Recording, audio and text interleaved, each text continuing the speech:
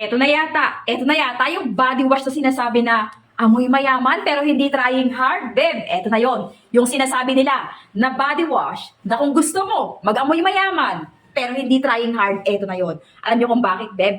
May niacinamide na siya. May moisturizer skin pa. Complete inclusion. Tapos pag nag-check out ka nito, eto yung appearance niyan, mga pangga. Nakasealed pa yan, ha? But take note, eto talaga ginagamit namin para amoy mayaman. Tapos guys, may kasama pang ganito. May palibre na siyang ganito. Once na mag-check out ka, may kasama na siyang facial mask. Oh, ang daming inclusion, kaya talagang super duper trending yung ganitong body wash na to, na amoy mayaman pero hindi trying hard. Naka-discount sale to ngayon, mga bebs ko.